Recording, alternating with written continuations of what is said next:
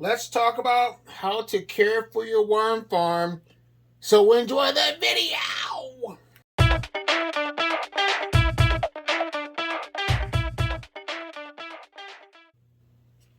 Well, hello. When it comes to worm bins, it's not really hard at all to get your system up and running. All you have to do is get your worm bin started, and you just kind of basically let your worms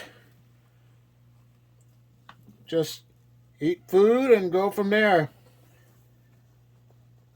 And things that you can tell if someone's an experienced worm farmer compared to a beginner is because a lot of people use rakes, not rakes, but garden spades or something sharp to get inside the worm bins. But you don't want to do that. You don't want to take the chance of your worms getting cut. So what you should use is a garden rake to get in there. Some of us use gloves and some don't use gloves. And the reason a lot of us use gloves now is just because we don't want to have the worm castings underneath our fingernails. But they're easy to take care of. And the thing I like about worms, you can go 2 to 3 weeks as long as you put bedding in there, and they'll be good to go. Add some food scraps. The thing I like about worms too is you don't have to clean up after them. Like some dogs and cats have accidents in your house and you got to clean that up. You don't have to worry about them throwing up. So that's what makes these worms really good things to take care of. Like I said, once you get your bin up and running, it's really low maintenance. And this bin here is my red wiggler and blue worm mixed worms. I got them from Uncle Jim's Worm Farm. I just got me a new batch of pure red wigglers. And if you're going to get like a mix of blues and reds, they're cheaper than it would be when it compared to pure red wigglers. And since I have been raising worms, I have never seen a difference with those species of worms. But I would definitely keep you up to date on the red wiggler worm bin. And if you haven't already, hit that subscribe button. Ring that bell because my goal is to upload weekly videos. Become a channel member to gain more access to my YouTube stuff, which will be more raw, unedited video footage. I can answer a lot more questions if you have any. And I also have a Facebook community for worm farmers, so check that out. But these worms here have some cantaloupe, some banana peels. I'm going to cover it up. And this method I call the pack your lunch method. Just put it like this. The worms will migrate over. And the thing I have to do as well with this bin, I'm going to have to sift and harvest these castings. So now it's time to look at my other worm bin with the Euros. This is my first worm bin with European night crawlers in it. I got these worms from Uncle Jim's Worm Farm a few years ago, and they're still going well. And this one here, as you can see, the castings have to be harvested. And in my Facebook community, I asked a question about how often should you harvest worms. There's a variety of answers, but some people harvest their castings every month, so there is no right or wrong time frame to harvest worm castings, but the main thing is you want to take care of that as soon as possible, because you don't want your worms to be consuming their worm castings or their poop, you know. So you want to actually take them out to give them fresh bedding. But this one here, I'm definitely going to take care of it by next month so I can give my friends some castings to try out. But they're still a nice size. I can give them, I have to give them more worm chow, but right now I'm just gonna keep things going like they are, and I'll give them worm chow after I put the new bedding in, after I harvest these castings. But for now I'm going to give them a little space to get some food. So what I'm going to do is do the same thing. Use my newspaper.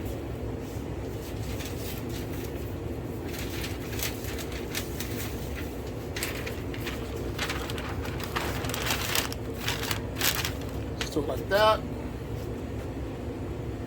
Give them some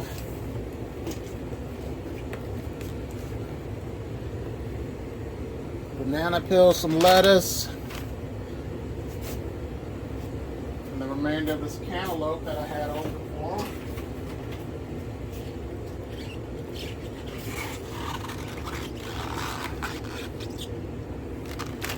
And my method when it comes to doing the food scraps, I always, not always, 99.999% of the time, I always freeze and thaw my food scraps.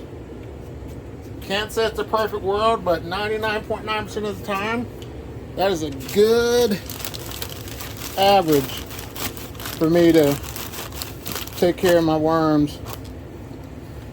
So I will definitely pencil these guys in to get ready to harvest these castings by the beginning of next month.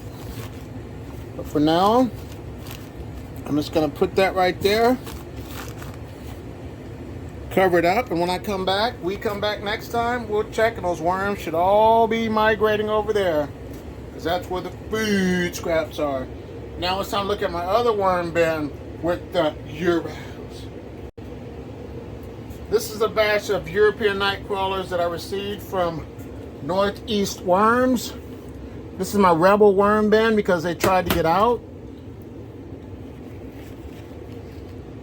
But it's not really bad compared to, like I said before, they have not tried to get out because I have the system figured out.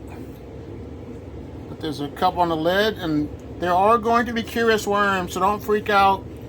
The only time you should freak out is if all of your worms are trying to escape the bin and there's a problem that you have to solve. And if you can't solve it, what you're gonna have to do is just get your bin and start all over with your worms, because there's no reason why you should have to have your worms try to escape, because that they're telling you that there's a huge problem. So you can always, like I said, reset your bin and start over. That's the way you learn.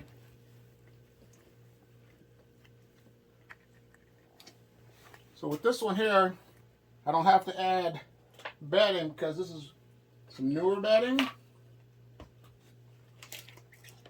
I'm going to give them some cantaloupe and some kiwi.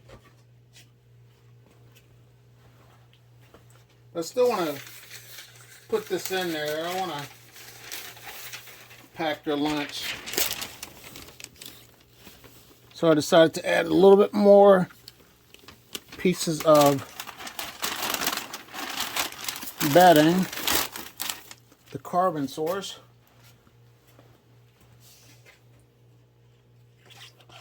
So here they go. And I'm going to tell you something. Worm farming is addictive. And as of this day, I have 6 bins going. I thought I was only going to have 2. I'm going to have 6 and a mini one, which is my worm bucket. So I'm telling you, If you don't want to start a worm farm and don't want to keep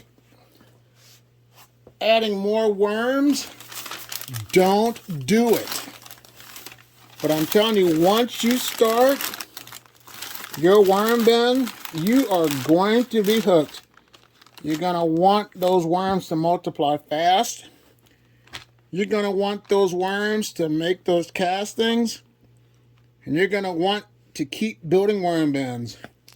So once again, it's addictive. Think twice about starting a worm farm. Everyone should do it, but you're going to be hooked. And if that's true and you're watching, viewer, leave it in the comments box below to confirm this statement. Now, it's time to look at another worm bin with the mixed worms. This is my mixed worm bin, the diversity and inclusion worm bin. It has Euros, reds, and blues.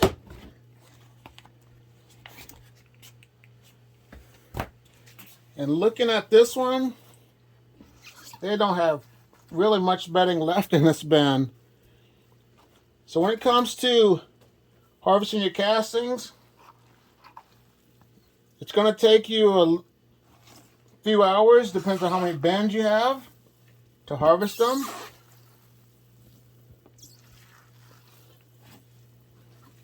But yeah, it's part of this process.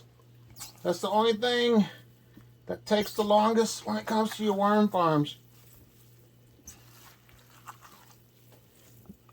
I'm just going to push this over and have these worms come over to the location down yonder way. Let me add some bedding in there.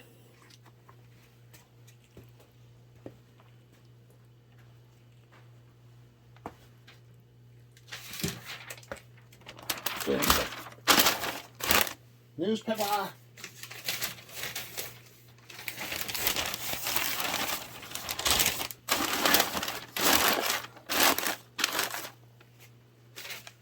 There we go.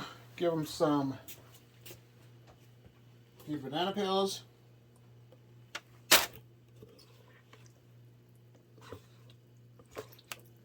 Give them some, a little bit of the kiwi.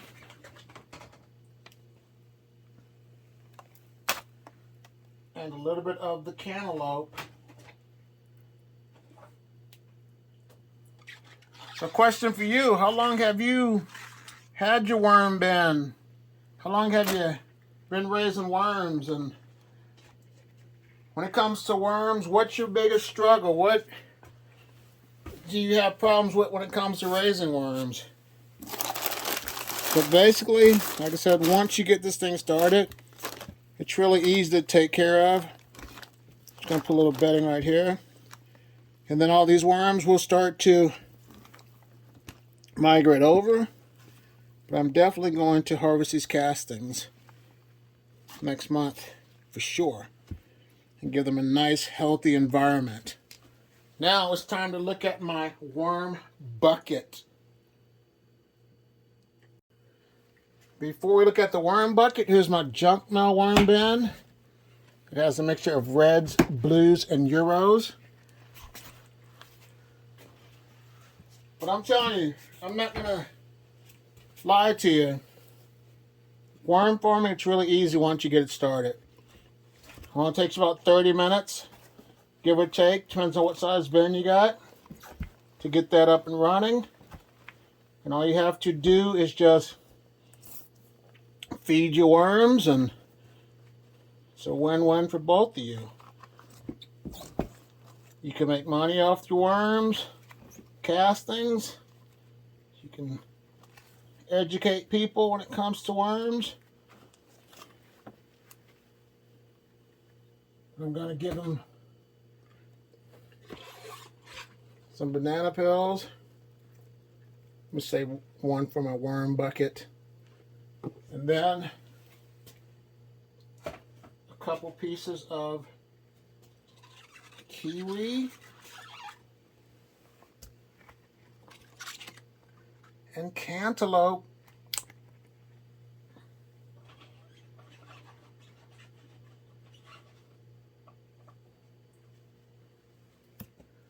And that's it right there. Just cover it up to make sure you help try to prevent things from getting in, unwanted critters. And we'll call this one good to go. Now it's time to look at my worm bucket. This is my 2.5 gallon worm bucket. This one has European night crawlers only in it.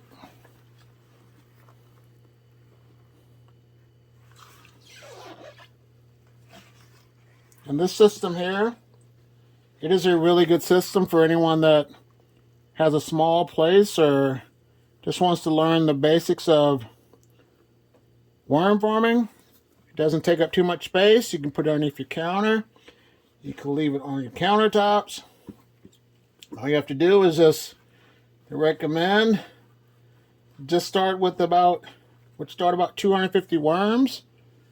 That'll get you started on your worm farming journey with this system. I'm going to give them the banana peel, these few pieces of kiwi, and then I'm going to give them these last morsels of the cantaloupe. But seriously, folks, starting worm farming journey is addictive, but once you start, you're going to enjoy the benefits of having worms. I want to encourage everyone that has not started to start now, because spring has sprung upon us. So while you're at it, go ahead and check this video out. I want to say thank you for watching. Like, subscribe, share, and you have a great day. Bye.